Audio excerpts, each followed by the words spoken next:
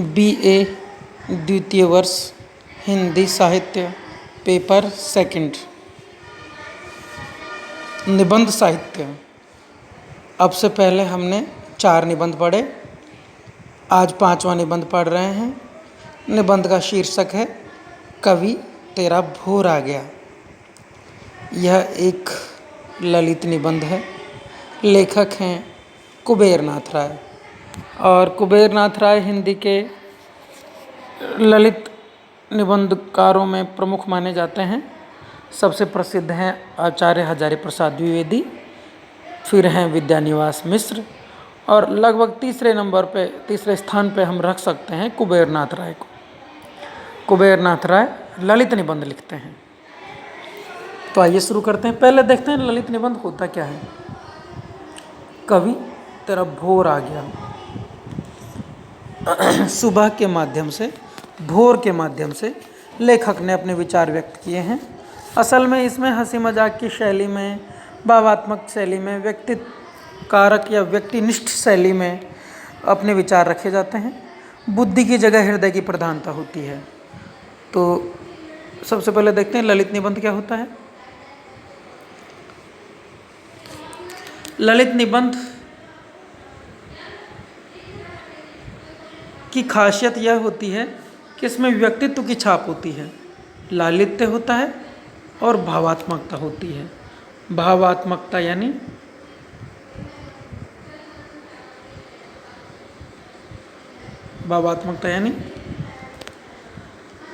हृदय पक्ष प्रधान होता है।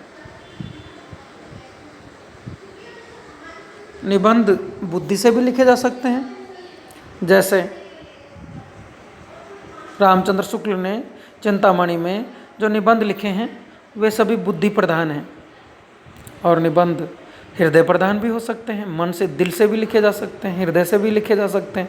हृदय यानी भावनाएं, भावना से भी लिखे जा सकते हैं। जहाँ विचारों की जगह क्या आती है, भावनाएं। विचार गौण होते हैं, विचार आते हैं लेकिन वो हृदय की चाशनी में डूब कर आते हैं। हृदय की चाशनी में डूब कर आते हैं तो क्या लगता है, भाषा बिल्कुल हल्की फुल्की भाषा होती है, जिसका आप कह सकते हो हंसी तो नहीं कहेंगे इसको, आप इसको बोल सकते हैं हल्की भाषा। हल्के फुल्के अंदाज में हल्की फुल्की भाषा होती है इसकी, चंचल भाषा होती है इसकी। भावों पर जोर होता है, बुद्धि पे नहीं, भाव प्रधान होती है। भाषा बहुत कठिन नहीं होती है, बहुत हल्की फुल्की होती है, मनोरंजक होती है, कठिन शब्द नहीं होते, और विचार हृदय में डूब के आते हैं, बुद्धि से नहीं आते हैं। विचार हृदय में डूब के आते हैं, बुद्धि से नहीं आते हैं। इसी को बोलते हैं ललित निबंध। सबसे प्रसिद्ध निबंधकार कौन है ये?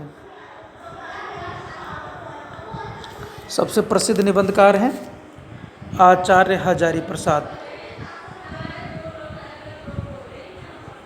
दूसरे नंबर पे हैं विद्यानिवास। तीसरे नंबर पे आप लिख सकते हो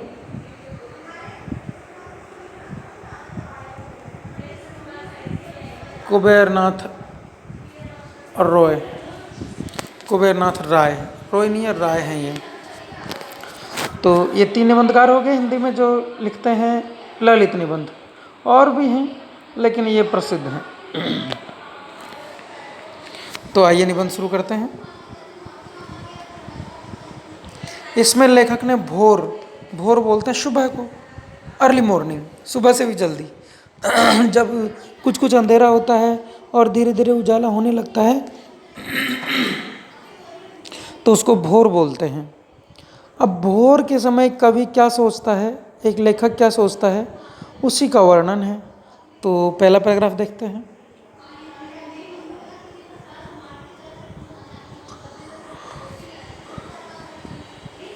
पाँच बजे भोर, 5 बजे हैं सुबह के। अब ये देखो कि 5 बजे अगर आसाम में है ना, भारत में, तो खूब उजाला हो जाएगा। अगर यूपी में है तो सर्दियों में तो अंधेरा रहेगा, लेकिन गर्मियों में थोड़ा थोड़ा सा भोर हो जाएगी।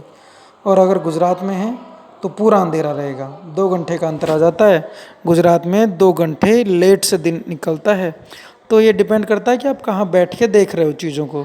अमूमन राजस्थान, यूपी, एमपी में 5 बजे लगभग थोड़ा थोड़ा सा उजाला हो जाता है। सर्दियों को छोड़ के बाकी दिनों में तो थोड़ा थोड़ा उजाला हो जाता है। और भोर उसको कहेंगे जहाँ हल्का सा अंधेरा और उजाला होने वाला हो, हल्का सा अंधेरा हो, तो उसको भोर कहेंगे। तो लेखक ने टाइम दे दिया भाई, सुबह के 5 बजने वाले हैं। पर अब भी चारों ओर अंधेरा है। ये सर्दियों के दिन होंगे क्योंकि अभी भी चारों ओर अंधेरा है। या हो सकता है लेखक इधर के साइड का हो, पश्चिम के साइड का हो, जहाँ पे देर तक अंधेरा रहता है। अंधेरे में असंख्य मछलियाँ तैर रही हैं। असल में ये सपना आ रहा है इसको, ये सपना आ रहा है, स्वप्न है ये सपना है, ये सपना है।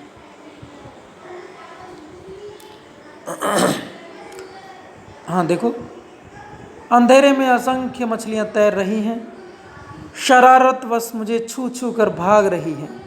वो मछलियाँ इसको छू रही है, टच कर रही है और भाग रही है। मैं अंधकार की धारा में मौज से लेटा हूँ। अंधकार मानो कोई सागर हो, समुद्र हो, पानी हो। अंधकार के पानी में ये लेटा है और उस अंधकार के पानी में मछलियाँ इसको टच करके शरारतवश छू छू के जा रही है। कमरे के भीतर अंधकार का अपार समुद्र है। समुद्र मानो ये समुद्र में सो रहा है और मछलियाँ इसको टच कर करके जा रही है। अंधेरा है, कमरा है, जिसमें कमरे की सीमा का लोप हो गया है। ऐसा लगता है जैसे कमरा नहीं है, मैं समुद्र में ही सो रहा हूँ और इसको टच करके मछलियाँ जा रही है, छू छू करके। उस समुद्र के भीतर में रोहित, बरारी, ये मछलियों का नाम है, पियासी, रूपसी आदि तरह तरह की मछलियाँ मेरे पलंग के आसपास तैर रही हैं, जिन्हें मेरे ही जन्मांतर के अनुभव की नदी में, इस अंधकार समुद्र में स्वयं विसर्जित होना पड़ रहा है। ये कुछ कट गया है तो मैं इसको पढ़ देता हूँ। आप लोग जब मैं बोल रहा हूँ उसको 1-2 बार इसको पोज करके और आगे पीछे ले जाना, तो ये समझ में आ जाएगा। ये बड़ी मौज से मुझसे ही मजाक कर रही है। मेरी आंखें बंद है पर मैं आधा सोया आधा जागा तंद्रा सुख ले रहा हूँ। अब आ जाइए नीचे। तंद्रा सुख यानी न सो रहा है न जाग रहा है। तभी रेलगाड़ी आती है, छक छक छक छक छक छक। न सो रहा है न जाग रहा है, इसको बोलते हैं तंद्रा। निंद्रा नहीं, तंद्रा। आधा सोया आधा जागा। लेखक इस तंद्रा का सुख ले रहा है। रेलगाड़ी छक छक करके आती है, निकट आती है तो लगता है ईश्वर क्रमशः निकट आने लगता है। साथ ही इस क्लासिकल अनुशासित छंदोबद्ध लोह कविता को काटता हुआ पास के शीशम कुंजों और बांस वन से विविध पन पाखियों का छंद मुक्त रोमांटिक स्वर भी आता है। 2 आवाज़ें एक साथ आती है। एक तो इस मशीन की आवाज़ आती है, छक छक छक छक छका छक, और दूसरी तरफ इसके पास में गार्डन में जो पक्षी हैं उनकी आवाज़ आती है। तो ये 2 दृष्टियाँ हैं, 2 विचार हैं, 2 चीज़ें जो आपस में विरोधी हैं। एक तो प्रकृति, एक मशीन। एक तरफ प्रकृति है जिसमें पक्षियों की आवाज़ है, दूसरी तरफ मशीन की आवाज़ है, छक छक करने वाली, कान फोड़ने वाली। एक तरफ पक्षियों की आवाज़ है, कान को मधुर लगने वाली। लेखक अपने कमरे में सो रहा है और आधा सोना आधा जागना, जिसको तंद्रा कहते हैं, उसका मज़ा ले रहा है, उसका सुख ले रहा है। लेखक कहता है कि मैं तंद्रा सुख ले रहा हूँ। वन पाखियों यानी वन के पक्षियों का आवाज़ शुरू होती है। अचानक सपना टूटता है, स्वप्न का नशा टूटता है। सपना आ रहा था ना कि इसको मछलियाँ छू छू के जा रही थी, उस सपने का नशा टूट जाता है और मैं स्वरों के आघात से सावधान और चैतन्य हो जाता हूँ। स्वर के आघात बोलते हैं चोट, और स्वर का आघात यानी एक तरफ तो वन के पक्षी हैं, दूसरी तरफ रेल का स्वर है। तो इस रेल की आवाज़ और वन के पक्षियों के आघात से, चोट से ये जाग जाता है।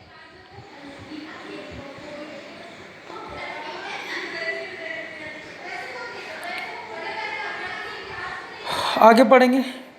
आज इतना ही पढ़ते हैं। धन्यवाद।